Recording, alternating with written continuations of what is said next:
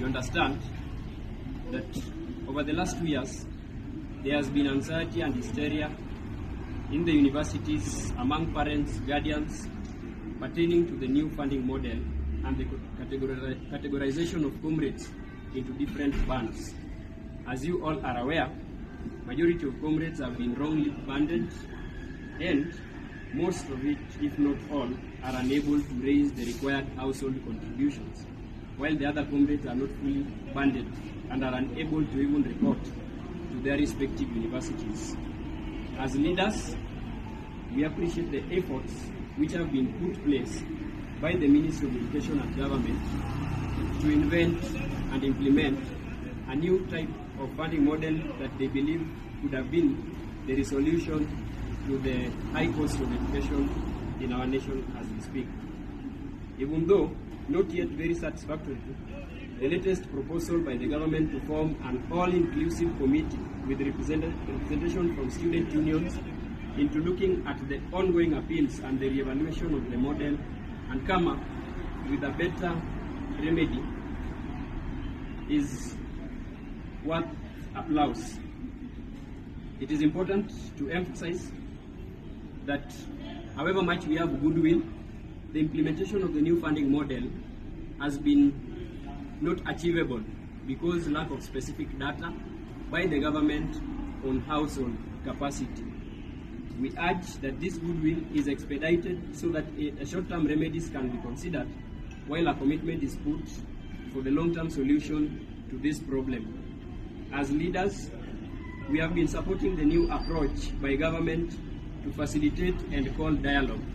However, we must also register that we have felt the dialogue has been unilateral and not bilateral. The government has been making attempts to explain the new funding model to a number of university student leaders at the expense of getting proposals and ideologies from these people. Further, it is our urge to the government in consultation with various university student leaders and the affected students under the new funding model that down the exorbitant cost of hostel accommodation and those with strict fee deadlines also be reviewed in our university so that it can be spread within the course of the semester. As Karl Marx once said, that courage is what it takes to rise against the oppression, but true courage is also what it takes to sit down and talk to one another. Having checked at the purported infiltration of goons in the planned protest on the 9th of September, that is tomorrow, we have considered for the safety and security of our comrades that street demonstration is not the best route now, unless we have no other option left.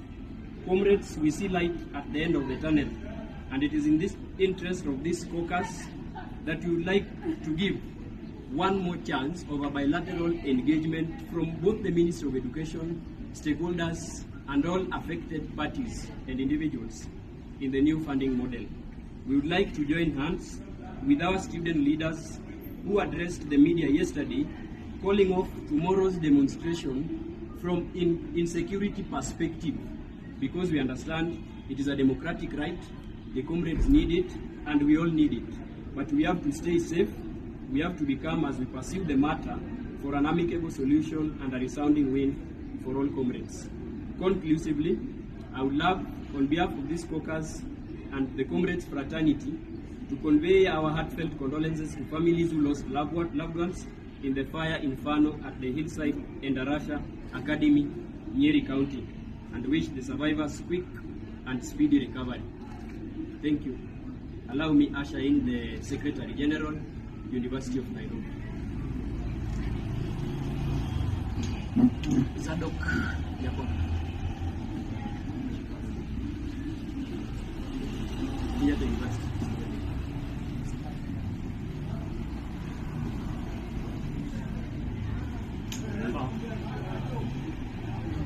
Comrades, power! Power! Comrades, power! Power! Long live the spirit of comradeship, long live! Long live! Long live the spirit of comradeship, long live! Long live! Viva comrades, viva! Viva! Viva comrades, viva! Viva!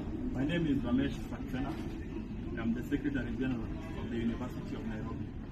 Today we are gathered here, students of this nation, to speak on the pressing matters that affect our students and affect our parents as well, and other stakeholders. The demands of the comrades have been very straight. We have had several engagements with the government, and our message has been one.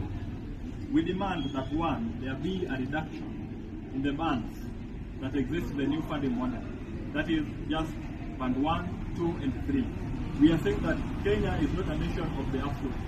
We are a third world country, and as such, we cannot claim that we have rich parents or that we have rich households in Kenya. Number 2, we are saying that we need an adjustment in the ratio of scholarship to loans in the new funding model. We do not want to see a student burdened by loans after their years of study, and yet they're being called the most vulnerable of the society. 2, we are saying that we need an extension of the loan repayment grace period.